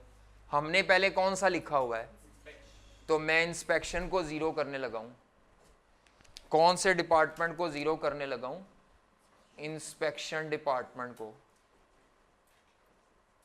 और बेस का यूज़ करूँगा? इंस्पेक्शन के घंटे। इंस्पेक्शन के घंटे दिए हुए क्वेश्चन में शायद, डायरेक्ट वाले नहीं लेने, वो प्रोडक्ट बनाने के घंटे होते हैं। इंस्पेक्शन के घंटे दिए हुए मेरा ख्याल है। कितने कितने हैं? 1500। टोटल करो कितना बनता है? 3000। अब यहाँ ये रेट निकालना पड़ना है, इसको ज़ीरो करना है इंस्पेक्शन में 2-10 को। किसको? इधर भी लाना है, इधर भी लाना है, इधर भी लाना है। हाँ जी, मैंने कहा था ये आपको दिया हुआ है। ये कॉलम में कैलकुलेशन कैसे होगी? कोई बता सके ये कॉलम में कैलकुलेशन कैसे होगी? ये खर्चे को टोटल को ज़ीरो करना है।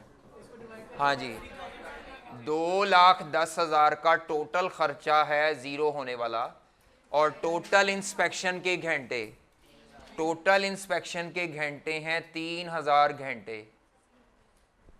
इंस्पेक्शन के टोटल घंटे, टोटल खर्चा डिवाइडेड बाय टोटल बेस। इस कॉलम में फॉर्मूला यही चलना है, टोटल खर्चा divided by total base. Total खर्चा डिवाइडेड बाय टोटल बेस। ये मेरा ख्याल है आ जाएगा 70 रुपए पर आवर। 70 रुपए पर आवर।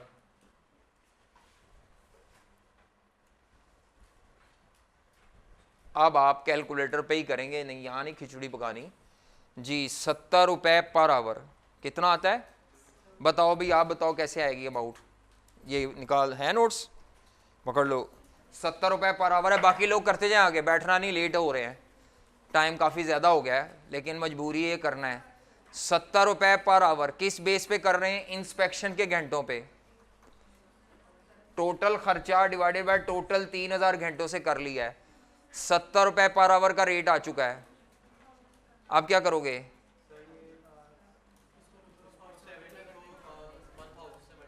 70 रुपए को 1000 है, सबको मिल गया इंस्पेक्शन के घंटे। ये 70,000 रुपए आ जाएंगे।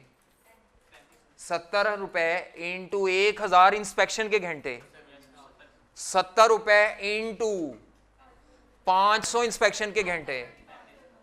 आप यहां लिख सकते हैं ऊपर ब्रैकेट में, मैं फिलहाल नहीं लिख रहा। 70 रुपए इंटू 1000 घंटे, 70 रुपए इंटू 5000 घंटे। ये आप कैलकुलेशन शो कर सकते हैं अपनी समझने याद रखने के लिए। मैं फिलहाल शो कर देता हूं ये कैसे आया है। 70 रुपए इंटू 1000 घंटे, ये आया 70 रुपए इंटू 70 रुपए इंटू 500 घंटे, 70 इंटू 500। और आखिरी में आखिरी मेरा ख्याल है क्या आता है? 1,00,000। ये कैसे आया है? 70 रुपए मल्टीप्लाइड बाय 1500 घंटे, ये हो गया ज़ीरो। इसको खुद करो, इसको सॉरी 3,00,000 को, मेंटेनेंस को खुद ज़ीरो करो। मेंटेनेंस के घंटों पे, मेंटेनेंस के घंटे, मेंटेनेंस को ज़ीरो करो भाई। अब मेंटेनेंस को, मेंटेनेंस डिपार्टमेंट, और बेस क्या लेनी है? Maintenance hours. मेंटेनेंस की labour hour, direct labour hour ही, मेंटेनेंस की लेबर आवर। हाँ जी, ये जो 3,00,000 चल रहा है, 3,00,000, इस 3,00,000 को ज़ीरो करना है। टोटल वाला कॉलम बस यहीं पे ख़त्म हो जाता है मेन। ये आगे यही चल रहा होता है डिपार्टमेंट्स वाला। जी 3 लाख को करना है तो आप क्या करेंगे, 3 लाख रुपए, 3 लाख रुपए का टोटल खर्चा है डिवाइडेड बाय टोटल जो मेंटेनेंस के घंटे हैं वो कितने सन, 1000, 50,000 घंटे थे। रेट क्या आता है, और पता लग गया 1050 कहां से आया है, 285.71। अब यहां पे पॉइंट्स नहीं लिखने, यहां राउंडेड शक्ल में लिखना है,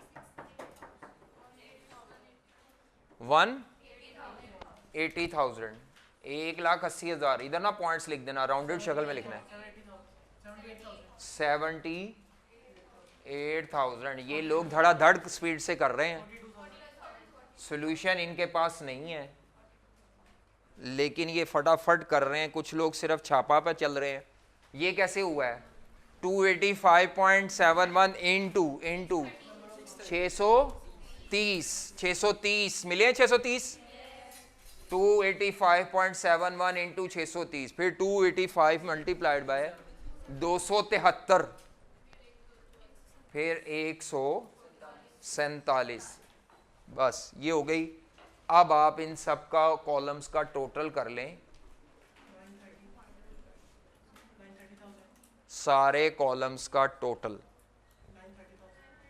कहां से टोटल शुरू करेंगे, ऊपर से दोबारा ना शुरू कर लेना, 680 प्लस 70 प्लस 180, 930। अभी पहला स्टेप मुकम्मल हुआ है, 248,000, 362,000 और ये 0।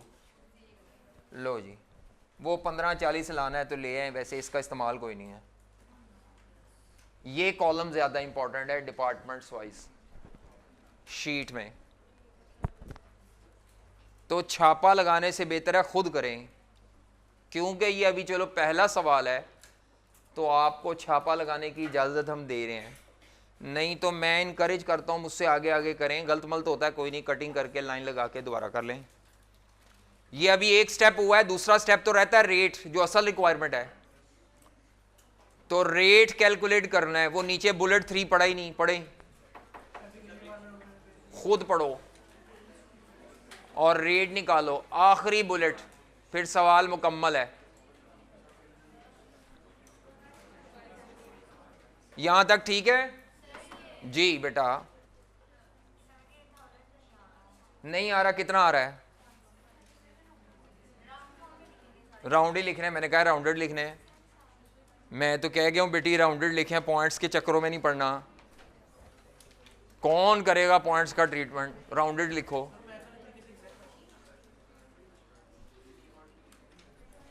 पॉइंट के बाद 4 डेसिमल ले लो तो हर रकम एग्जैक्ट आती है। और जवान करो आगे, तुम बैठे हो, तुमने करना है तो छुट्टी देनी है हमने। ये हमारे स्टेप 1 के आंसर आए हैं, 2 के रहते हैं अभी।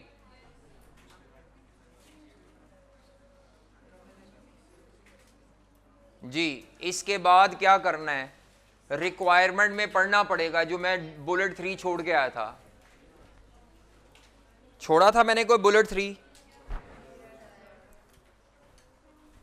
क्या कहता है इस डिपार्टमेंट में बेस क्या लेनी है, फैब्रिक। ये कहां लिखा हुआ है, सबसे नीचे रिक्वायरमेंट जहां खत्म हो रही है, फैब्रिकेशन का रेट मशीन आवर की बेस पे निकालना है। फॉस्फेट का पढ़ लो जरा, डायरेक्ट लेबर आवर, और पेंट का उसका भी। लो जी स्टेप 2 करने लगा हूं, यहां तो जगह नहीं है नीचे, अब स्टेप 2 होने लगा है। यही वाला फॉर्मूला बार बार लगाना है डिपार्टमेंट वाइज। तो स्टेप नंबर 2, हाँ जी स्टेप नंबर 2, डिपार्टमेंटल OAR। इसी के नीचे पहला डिपार्टमेंट का नाम है फैब्रिकेशन। कौन सा है? तो बजटेड टोटल एफओएच फैब्रिकेशन के निकाले मैंने 9,30,000 रुपए। ये आंसर शिफ्ट करना है इधर, ये answer budgeted total FOH fabrication के नीचे बजटेड, ओ सॉरी रुपीज नहीं, क्या बेस का था? अच्छा 930 डिवाइडेड बाय क्या मशीन आवर का है, उसने बेस लेनी है 9,000 मशीन आवर 103.33 पर मशीन आवर। ये एक डिपार्टमेंट का रेट आया है फैब्रिकेशन का। इसके बाद है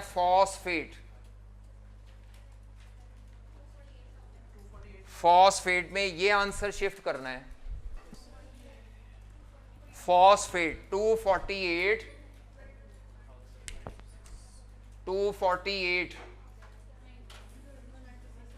डिवाइडेड बाय कितने मशीन आवर हैं? लेबर आवर, अच्छा सॉरी 9600 डायरेक्ट लेबर आवर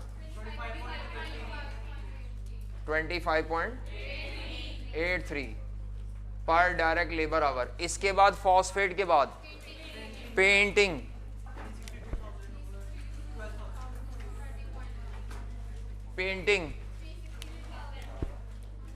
362,000, ये वाला 362,000 डिवाइडेड बाय वो क्या है? लेबर आवर 12,000 लेबर आवर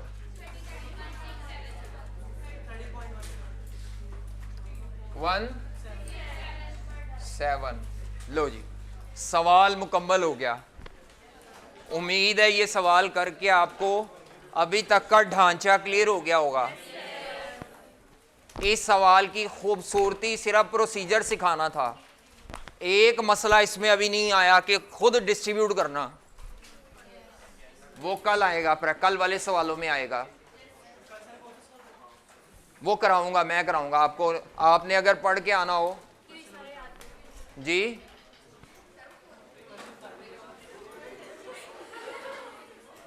हैं कल पूछूंगा लड़की तुमसे। हाँ जी, ये नोट्स में पेज नंबर 5 है। नोट्स में पेज नंबर कौन सा है? उस पे ये बताया हुआ है किस एक्सपेंस को किस बेस पे तकसीम करते हैं। ये पेज कोटा लगाना है, रट्टा लगाना है, और कल ये खातून सुनाएंगी जो ये शरारत कर रही थी।